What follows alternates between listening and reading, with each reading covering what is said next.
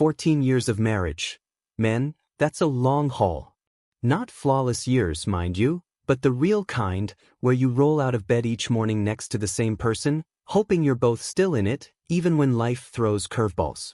Her name's Michelle, and if you'd asked me a year back, I'd have sworn I'd be by her side till the end, gray hair and all. But things took a turn after she hit 44. It started small, sneaky little shifts. More nights out, her phone locked tighter than Fort Knox, and a new perfume that sure wasn't for my benefit. She hit the gym like it was her new religion, revamped her wardrobe like she was auditioning for a reality show, and started posting selfies with captions like, "Still slying, it face-blowing a kissed." Stuff she never gave a hoot about before. I noticed. Oh, I noticed. But I kept my mouth shut, thinking maybe she was just having a midlife glow-up, you know?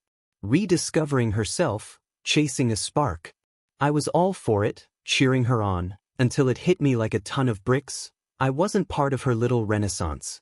She was out there living her best life, and I was just a bystander. The real gut punch came at her parents' fancy dinner party. Her folks are the kind of people who ooze old money, stiff, polished, like they're posing for a portrait in a museum. Her dad wears his wealth like a superhero cape, and her mom judges everyone by their posture and how perfectly they set a table. It's not the kind of place you bring drama, which is why I was totally blindsided when Michelle decided to drop a bomb over wine and roasted duck. Picture this. She stands up, clinks her glass like she's about to give a TED Talk, and with this smug, corporate boss energy, she goes, "All right, I've made up my mind. I'm done with this marriage. It's not working, hasn't been for a while. I'm out." The room went dead silent. Forks froze midair. Her parents looked like they'd just seen a ghost, lips parted in this horrified, prim and proper shock. I just stared at her, cool as a cucumber, and set my glass down. Then I flashed a smile, yep, a smile, and said, "You know what, Michelle? I'm with you on that. Been thinking the same darn thing for a while now." Her eyes widened, like she'd expected me to fall apart, maybe beg or make a scene. Nope, not my style. I wasn't about to give her the satisfaction of seeing me crumble. I leaned forward, glanced at her parents, then locked eyes with her. "Truth is," I said, my voice steady, "I've been wrestling with something for months, trying to figure out how to break it to you without breaking your heart. But since you're laying it all out tonight, let's do this." I took a deep breath, savoring the moment. I don't want to be tied to a woman pushing 45 who's acting like she's fresh out of college, chasing likes and validation like she's in some midlife TikTok audition.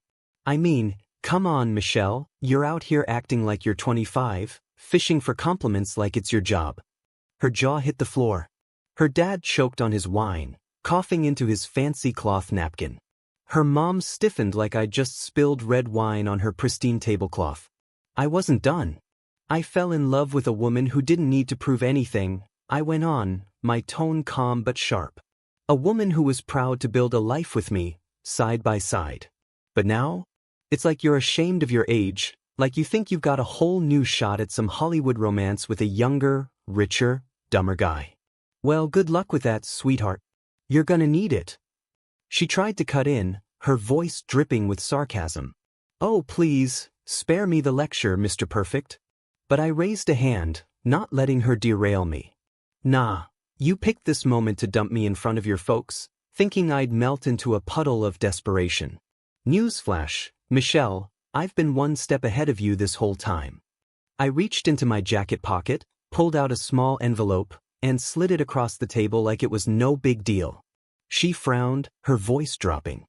"What's this supposed to be?" I leaned back, casual as can be. "The condo we co-signed last year? Yeah, I sold my half 2 weeks ago. Cash offer, done deal." "Oh, and that savings account you didn't know about?" I moved every penny. "I'm good, Michelle. Better than good."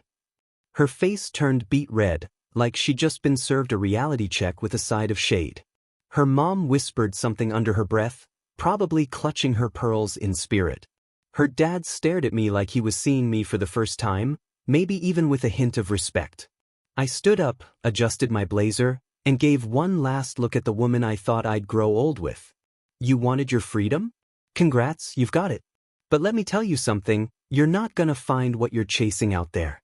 The Michelle I loved had grace, class, the whole package. That woman? She checked out a long time ago. I nodded at her parents, keeping it classy. Thanks for the dinner, folks. Food was great. Then I walked out, calm, collected, no shouting, no drama. Just the quiet thrill of knowing every word I said landed like a dart. In the weeks that followed, Michelle tried to claw her way back. Text messages, missed calls, even a sappy email with the subject line, "Can we talk?" I didn't bite. Not once. When someone shows you who they've become, not who they used to be, you don't owe them a second of your time. You owe yourself the respect to walk away with your head high. I didn't leave mad. I left woke. See, here's the thing no one tells you. The end of a marriage isn't always a train wreck. Sometimes it's a clean break, a release that sets you free.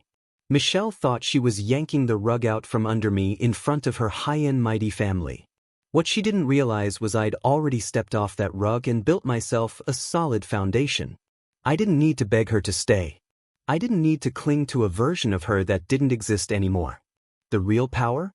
It's in standing up, flashing a smile, and showing someone that losing you was the dumbest move they ever made. And trust me, I made sure she felt that one.